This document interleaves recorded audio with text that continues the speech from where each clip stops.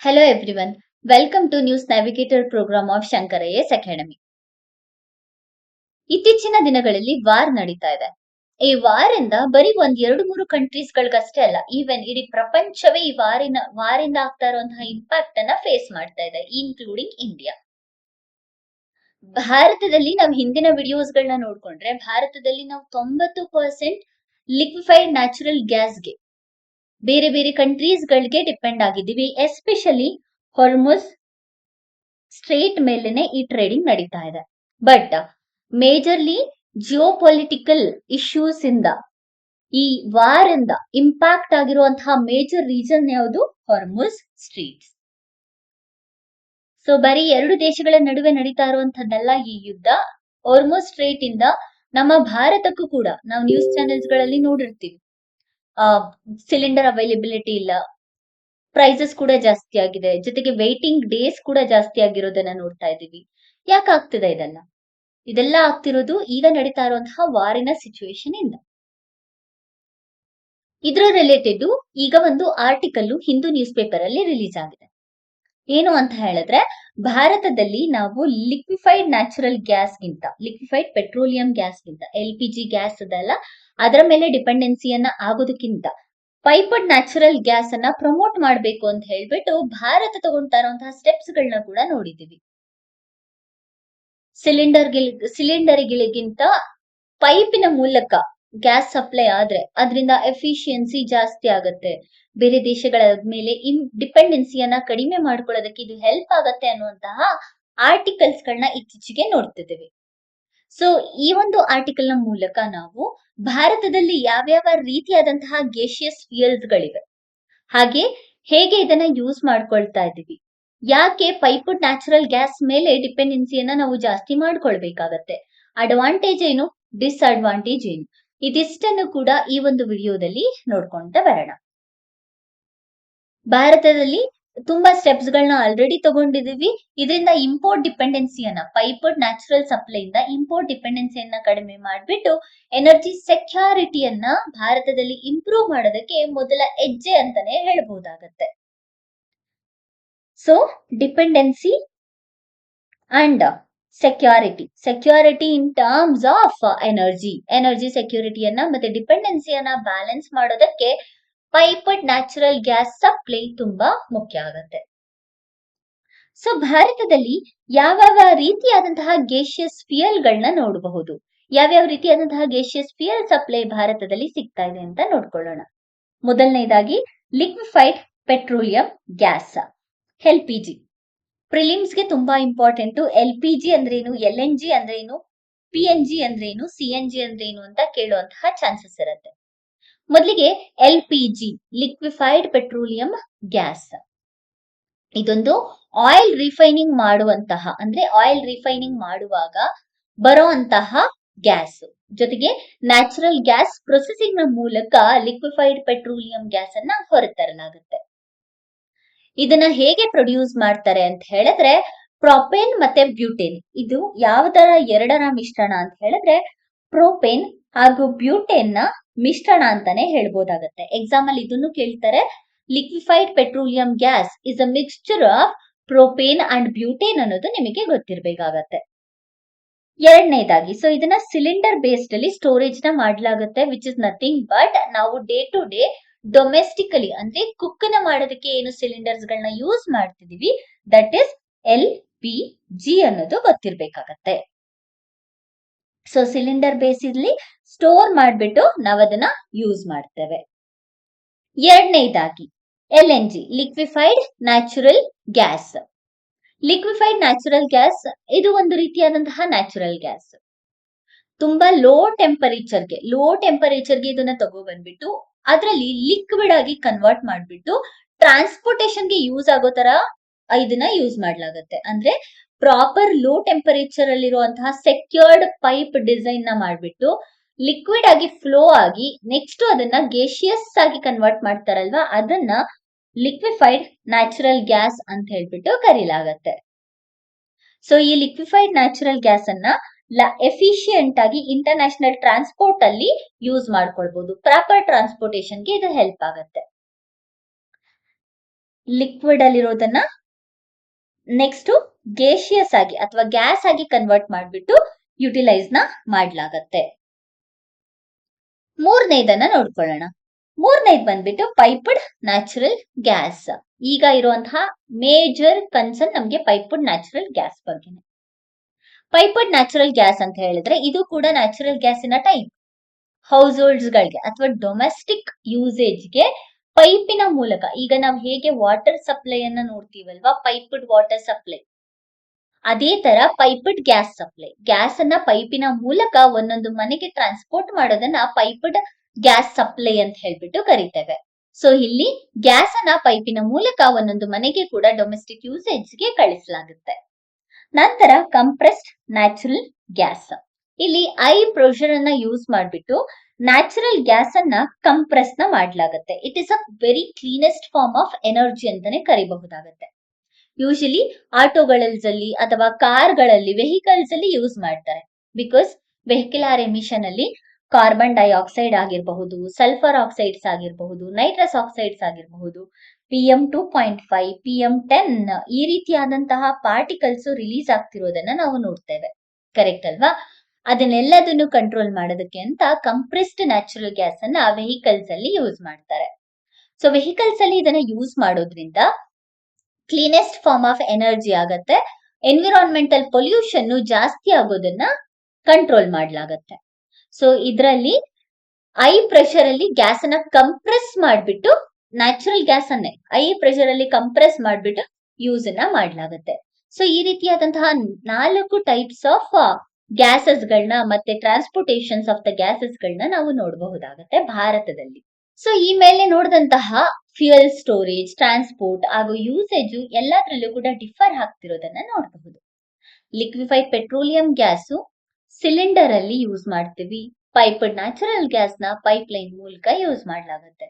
So pipeline natural gas ಬಂದ್ಬಿಟ್ಟು more continuous and more convenient one. Because ಪ್ರತಿ ಸಲ book ಮಾಡೋ ಅವಶ್ಯಕತೆ ಇರಲ್ಲ. ಹಾಗೆ ಪ್ರತಿ ಸಲ ಹೋಗ್ಬಿಟ್ಟು ಸಿಲಿಂಡರ್ ಗಳನ್ನ ಯೂಸ್ ಮಾಡಿ ಹೋಗಿ ತಗೊಂಡ್ ಬರುವಂತಹ ಅವಶ್ಯಕತೆ ಇರಲ್ಲ. So convenient, user friendly and also continuous supply ಇದರಲ್ಲಿ ಇದ್ದೇ ಇರುತ್ತೆ. ಹೇಗೆ ಟ್ರಾನ್ಸ್ಪೋರ್ಟ್ ಹಾಗೂ ಡಿಸ್ಟ್ರಿಬ್ಯೂಷನ್ ಮೆಕ್ಯಾನಿಸಮ್ ನಡೀತಾ ಇದೆ ಅನ್ನೋದನ್ನ ನಾವು ನೋಡ್ಕೊಳ್ಳೋಣ. ಮೊದಲನೇದಾಗಿ ಲಿಕ್ವಿಫೈಡ್ ಪೆಟ್ರೋಲಿಯಂ ಗ್ಯಾಸಿನ ಟ್ರಾನ್ಸ್ಪೋರ್ಟೇಷನ್ ಹೇಗೆ ನಡೆಯುತ್ತೆ ಅಂತ ಹೇಳಿ ನೋಡೋಣ. ನಾನು ಆಲ್ರೆಡಿ ಹೇಳಿದ್ದೀನಿ, ಇದನ್ನ ಸಿಲಿಂಡರ್ ನ ಮೂಲಕ ಟ್ರಾನ್ಸ್ಪೋರ್ಟ್ ನ ಮಾಡ್ಲಾಗತ್ತೆ. ಸಿಲಿಂಡರ್ಸ್ ಗಳನ್ನ ಯೂಸ್ ಮಾಡ್ತಾರೆ. ಡೆಲಿವರಿ ಫಿಸಿಕಲ್ ಆಗಿ ನಡೆಯುತ್ತೆ. ಒಂದೊಂದು ಮನೆಗೂ ಕೂಡ ಫಿಸಿಕಲ್ ಡೆಲಿವರಿ ನಡೆಯುತ್ತಲ್ಲ, ಅದನ್ನ ಲಿಕ್ವಿಫೈಡ್ ಪೆಟ್ರೋಲಿಯಂ ಗ್ಯಾಸ್ ಅಂತ ಹೇಳ್ಬಿಟ್ಟು ಹೇಳ್ತೇವೆ. ಯೂಶಲಿ ನಾವ್ ಇವಾಗ ಯೂಸ್ ಮಾಡ್ತಾ ಇರೋದು liquefied petroleum gas.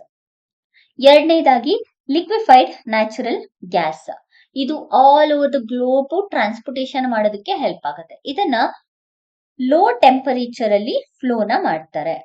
Low temperature ನ ಮೇಂಟೈನ್ ಆಗೋ ತರ ಸ್ಪೆಷಲ್ ಕ್ಯಾರಿಯರ್ ಗಳನ್ನ ಫಿಕ್ಸ್ ಮಾಡ್ಬಿಟ್ಟು ಅದರ ಮೂಲಕ ಒಂದು ಪ್ಲೇಸ್ ಇಂದ ಇನ್ನೊಂದು ಪ್ಲೇಸಿಗೆ ಟ್ರಾನ್ಸ್ಪೋರ್ಟ್ ನ ಮಾಡ್ಬಿಟ್ಟು ನೆಕ್ಸ್ಟ್ ಗೇಷಿಯಸ್ ಆಗಿ ಕನ್ವರ್ಟ್ ಮಾಡ್ತಾರೆ. ಇದು transported globally through specialised cryogenic sea carrier. Cryogenic sea carrier ನ ಮೂಲಕ ಇದನ್ನ ಮಾಡ್ಲಾಗತ್ತೆ. Next piped natural gas. Piped natural gas ಅಂತ ಹೇಳಿದ್ರೆ ಅಂಡರ್ ಗ್ರೌಂಡ್ ಪೈಪ್ ಲೈನ್ಸ್ ಗಳನ್ನ ಪ್ರಿಪೇರ್ ಮಾಡ್ತಾರೆ. ಇದರಿಂದ ಡೈರೆಕ್ಟ್ ಆಗಿ ಕನ್ಸ್ಯೂಮರ್ಸ್ಗೆ ಗ್ಯಾಸ್ ಸಪ್ಲೈನ ಕೊಡ್ಲಾಗತ್ತೆ. ಈ 3 ರೀತಿಯಲ್ಲಿ ಸಪ್ಲೈ ಸಿಸ್ಟಮ್, ಸಪ್ಲೈ ಮೆಕ್ಯಾನಿಸಮ್ ಭಾರತದಲ್ಲಿ ನಡೀತಾ ಇದೆ.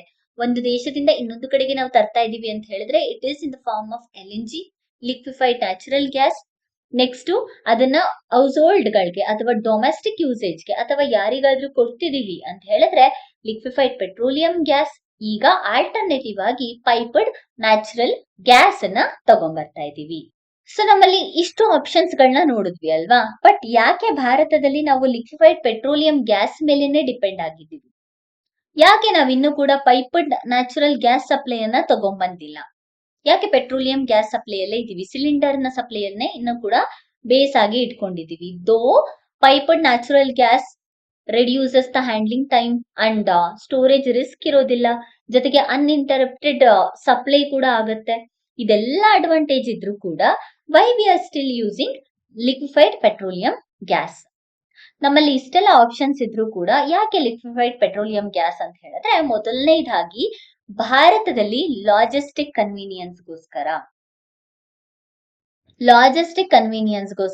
ಭಾರತದಲ್ಲಿ ನಾವ್ ಇನ್ನೂ ಕೂಡ ಲಿಕ್ವಿಫೈಡ್ ಪೆಟ್ರೋಲಿಯಂ ಗ್ಯಾಸ್ ಮೇಲೆ ಡಿಪೆಂಡ್ ಆಗಿದ್ದೀವಿ. ಪ್ರೈಮರಿಲಿ ಕೂಲಿಂಗ್ ಫ್ಯೂಯಲ್ ಆಗಿ LPG ಅನ್ನ ಸೆಲೆಕ್ಟ್ ಮಾಡಲಾಗ್ತಿದೆ. ಪ್ರೈಮರಿಲಿ ಕುಕಿಂಗ್ ಫ್ಯೂಯಲ್ ಆಗಿ, ಯಾಕಂದ್ರೆ ನಮ್ಮಲ್ಲಿ ಸ್ಕೀಮ್ಸ್ ಗಳಿವೆ ತುಂಬಾ, ಅದೆಲ್ಲದೂ ಕೂಡ LPG ಬಗ್ಗೆ ಮಾತ್ರ ನಾಲೆಡ್ಜ್ ನ ಕೊಟ್ಟಿವೆ ಹೊರತು ಪೈಪಡ್ ಸಪ್ಲೈ ಬಗ್ಗೆ ಕೊಟ್ಟಿಲ್ಲ. ಸೊ ಹಾಗಾಗಿ LPG ಅನ್ನ ಕುಕಿಂಗ್ ಫ್ಯೂಯಲ್ ಆಗಿ ನಾವಿನ್ನೂ ಕೂಡ ಭಾರತದಲ್ಲಿ ಯೂಸ್ ಮಾಡ್ತಾ ಇದೀವಿ, which is a primary one and easy to use. ಎರಡನೇದಾಗಿ cylinder based delivery, very easy, very quick compare to pipeline network. ಈಸಿಯಾಗಿ ಒಂದು ಸಿಲಿಂಡರ್ ನ ಒಂದು ಶಾಪ್ ಇಂದ ಡೆಲಿವರ್ ಮಾಡೋದಕ್ಕೆ ಈಸಿ ಆಗುತ್ತೆ. ಜೊತೆಗೆ PM Ujjwala Yojana, logistic is of LPG. PM Ujjwala ಯೋಜನೆಯಿಂದ LPG ನ ಎಕ್ಸ್ಪ್ಯಾಂಡ್ ಮಾಡೋದಕ್ಕೂ ಕೂಡ ಹೆಲ್ಪ್ ಆಗಿದೆ, ಕರೆಕ್ಟ್ ಅಲ್ವಾ? ಸೊ ಈ 2-3 ಕಾರಣದಿಂದ ನಾವು LPG ಮೇಲೆ ಡಾಮಿನೇಟ್ ಆಗಿದೆ, ಅಂದ್ರೆ LPG ಭಾರತದಲ್ಲಿ ಡಾಮಿನೇಟೆಡ್ ಆಗಿರೋದನ್ನ ನೋಡಬಹುದಾಗತ್ತೆ. Next, why LPG to PNG ನಾವು piped natural gas supply. Piped supply, central government active ಆಗಿ ಭಾರತದಲ್ಲಿ ಪೈಪಡ್ ನ್ಯಾಚುರಲ್ ಗ್ಯಾಸ್ ಸಪ್ಲೈನ ಪ್ರಮೋಟ್ ಮಾಡಬೇಕು ಅಂತ ಹೇಳ್ಬಿಟ್ಟು ಸ್ಟೆಪ್ಸ್ ಗಳನ್ನ ತಗೊಳ್ತಾ ಇದೆ, which can be alternative to LPG ಸಪ್ಲೈಗೆ ಆಲ್ಟರ್ನೇಟಿವ್ ಆಗಿ ವರ್ಕ್ ಆಗತ್ತೆ. LPG ನ ಯಾಕೆ ಕಡಿಮೆ ಮಾಡಬೇಕು ಅಂತ ಹೇಳಿದ್ರೆ, ಗ್ಲೋಬಲಿ ಡಿಸ್ರಪ್ಷನ್ ಅಥವಾ ಇಂಪೋರ್ಟ್ ಡಿಪೆಂಡೆನ್ಸಿ ಜಾಸ್ತಿ ಆಗಿದೆ. ಎಸ್ಪೆಷಲಿ ನಾನು ಆವಾಗ್ಲೇನೆ ಹೇಳಿದ ಹಾಗೆ ಹೊರ್ಮುಜ್ ಸ್ಟ್ರೈಟ್ ಮೇಲೆ ನಮ್ಮ ಡಿಪೆಂಡೆನ್ಸಿ ಜಾಸ್ತಿ ಆಗಿರೋದನ್ನ ನೋಡ್ತೇವೆ, ಕರೆಕ್ಟಾ? ಬಟ್ ಇಲ್ಲಿ ಜಿಯೋ ಪೊಲಿಟಿಕಲ್ ಇಂಪ್ಯಾಕ್ಟ್ ಜಾಸ್ತಿ ಆಗ್ತಾ ಇರೋದ್ರಿಂದ, ಭಾರತದ ಡಿಪೆಂಡೆನ್ಸಿ ಕೂಡ ಜಾಸ್ತಿ ಆಗ್ತಾ ಇರೋದ್ರಿಂದ ಭಾರತಕ್ಕೆ ಮುಂದೆ ತುಂಬಾನೇ ಪ್ರಾಬ್ಲಮ್ಸ್ ಗಳನ್ನ ಫೇಸ್ ಮಾಡ್ಬೇಕಾಗತ್ತೆ. ಇದನ್ನ ಕಂಟ್ರೋಲ್ ಮಾಡೋದಕ್ಕೋಸ್ಕರ LPG ಇಂದ ನಾವು ಪೈಪಡ್ ನ್ಯಾಚುರಲ್ ಗ್ಯಾಸ್ ಸಪ್ಲೈಗೆ ಶಿಫ್ಟ್ ಆಗ್ಬೇಕಾಗತ್ತೆ. ಭಾರತದಲ್ಲಿ currently around 33 crore LPG connections ಗಳು ಇವೆ, 33 ಕೋಟಿ LPG ಕನೆಕ್ಷನ್ಸ್ ಗಳಿವೆ. ಅದ್ರ ಪ್ರಕಾರ ಡೊಮೆಸ್ಟಿಕ್ ಗ್ಯಾಸ್ ಪ್ರೊಡಕ್ಷನ್, ಅಂದ್ರೆ ನಮ್ಮ ಭಾರತದಲ್ಲೇ ಪ್ರಿಪೇರ್ ಮಾಡುವಂತಹ ಡೊಮೆಸ್ಟಿಕ್ ಗ್ಯಾಸ್ ಪ್ರೊಡಕ್ಷನ್ 30 ಕೋಟಿ ಕನೆಕ್ಷನ್ ನ ಫುಲ್ಫಿಲ್ ಮಾಡುವಂತಹ ಕೆಪಾಸಿಟಿಯನ್ನ ಹೊಂದಿದೆ. If it is shifted to PNG, ಅಂದ್ರೆ PNG ಗೆ ಶಿಫ್ಟ್ ಆದ್ರೆ ಆಲ್ಮೋಸ್ಟ್ 30 ಕೋಟಿ ಕನೆಕ್ಷನ್ಸ್ ಗಳನ್ನ ನಾವು ಫುಲ್ಫಿಲ್ ಮಾಡಬಹುದಾಗತ್ತೆ. ಭಾರತ LPG ಗೋಸ್ಕರ ಇಂಪೋರ್ಟ್ ಮೇಲೆ ಡಿಪೆಂಡ್ ಆಗಿದೆ. Almost 3/5 of the natural liquefied petroleum gas ಗೋಸ್ಕರ ಇಂಪೋರ್ಟ್ ಮೇಲೆ ಡಿಪೆಂಡ್ ಆಗಿದೆ. ಜೊತೆಗೆ ಹೊರ್ಮುಜ್ ಮೂಲಕ ನಡೀತಿರುವಂತಹ ಕಾಲುವೆಯ ಮೂಲಕ ನಡೀತಿರುವಂತಹ ಇಂಪೋರ್ಟ್ ಅಂಡ್ ಎಕ್ಸ್ಪೋರ್ಟ್ ಆಕ್ಟಿವಿಟಿಯಿಂದ 90% ಡಿಪೆಂಡೆನ್ಸಿ ಜಾಸ್ತಿ ಆಗಿದೆ. So high import dependency. ಯಾಕೆ PNG ಇಂದ ನಾವು LPG ಇಂದ PNG ಗೆ ಶಿಫ್ಟ್ ಆಗ್ತಿದೀವಿ ಅಂತ ಹೇಳಿದ್ರೆ, ಹೈ ಇಂಪೋರ್ಟ್ ಡಿಪೆಂಡೆನ್ಸಿ. ಎರಡನೇದಾಗಿ choke point risk, geopolitical risk. ಮೂರನೇದಾಗಿ LNG ಅಡ್ವಾಂಟೇಜ್, ಲಿಕ್ವಿಫೈಡ್ ನ್ಯಾಚುರಲ್ ಗ್ಯಾಸಿನ ಅಡ್ವಾಂಟೇಜ್ ಕೂಡ ಕೆಲವೊಂದ್ಸಲ ಮುಖ್ಯ ಆಗತ್ತೆ. ಸೊ ಇದರಿಂದ ನಾವು LPG ಇಂದ ಪೈಪಡ್ ನ್ಯಾಚುರಲ್ ಗ್ಯಾಸ್ ಸಪ್ಲೈಗೆ ಡಿಪೆಂಡೆನ್ಸಿಯನ್ನ ಜಾಸ್ತಿ ಆಗ್ತಿದೀವಿ. ಸೊ ಪೈಪಡ್ ನ್ಯಾಚುರಲ್ ಗ್ಯಾಸ್ ಸಪ್ಲೈಯನ್ನ ಜಾಸ್ತಿ ಮಾಡೋದಕ್ಕೋಸ್ಕರ ಭಾರತ ಏನೆಲ್ಲ ಸ್ಟೆಪ್ಸ್ ಗಳನ್ನ ತಗೊಂಡಿದೆ ಅಂತ ಹೇಳ್ಬಿಟ್ಟು ನೋಡ್ಕೊಳ್ಳೋಣ. ಸೊ ಇದಕ್ಕೋಸ್ಕರ ಗವರ್ಮೆಂಟ್ ಕೆಲವು ಪಾಲಿಸಿಯನ್ನ ತಗೊಂಡ್ಬಂದಿದೆ. ಜೊತೆಗೆ PNG ಕನೆಕ್ಷನ್ಸ್ ಗಳನ್ನ ಜಾಸ್ತಿ ಮಾಡೋದಕ್ಕೋಸ್ಕರ 1.5 crore ಕನೆಕ್ಷನ್ ನ ಆಲ್ರೆಡಿ ಫುಲ್ಫಿಲ್ ಮಾಡಿದೆ. ಸೊ ಆಲ್ರೆಡಿ ಭಾರತದಲ್ಲಿ PNG ಅನ್ನ ಸಪ್ಲೈ ಜಾಸ್ತಿ ಮಾಡೋದಕ್ಕೋಸ್ಕರ 1.5 crore ಕನೆಕ್ಷನ್ ನ ಆಲ್ರೆಡಿ ರೀಚ್ ಮಾಡಿದೆ. ಅಂಡ್ ಆಲ್ಸೋ ಮುಂದೆ 2 ಕೋಟಿ ಕನೆಕ್ಷನ್ ನ ರೀಚ್ ಮಾಡ್ತೀವಿ ಅನ್ನುವಂತಹ ಗುರಿಯನ್ನ ಕೂಡ ಹೊಂದಿದೆ. ಗವರ್ಮೆಂಟ್ 2034 ಒಳಗೆ 12 ಕೋಟಿ ಗ್ಯಾಸ್ ಕನೆಕ್ಷನ್ ನ, ಅಂದ್ರೆ PNG ಗ್ಯಾಸ್ ಕನೆಕ್ಷನ್ ನ ರೀಚ್ ಮಾಡುವಂತಹ ಗುರಿಯನ್ನ ಕೂಡ ಹೊಂದಿದೆ. ಇದನ್ನ ಸಪೋರ್ಟ್ ಮಾಡೋದಕ್ಕೋಸ್ಕರ ರ್ಯಾಪಿಡ್ ಪೈಪ್ಲೈನ್ ಇನ್ಫ್ರಾಸ್ಟ್ರಕ್ಚರ್ ಡೆವಲಪ್ಮೆಂಟ್ ನ ಗವರ್ಮೆಂಟ್ ಮಾಡ್ತಾ ಇದೆ.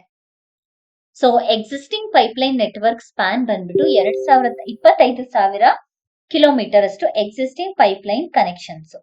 ಕರೆಂಟ್ಲಿ 10,500 ಕನೆಕ್ಷನ್ಸ್ ಗಳನ್ನ ನಾವು ಅಂಡರ್ ಕನ್ಸ್ಟ್ರಕ್ಷನ್ ಅಲ್ಲಿ ಇದೀವಿ. So half of the under construction complete ಆಗಿದೆ, ಇನ್ನ ಮಿಕ್ಕಿದ್ದನ್ನ ರೀಚ್ ಮಾಡುವಂತಹ ಚಾನ್ಸಸ್ ಕೂಡ ಇದೆ.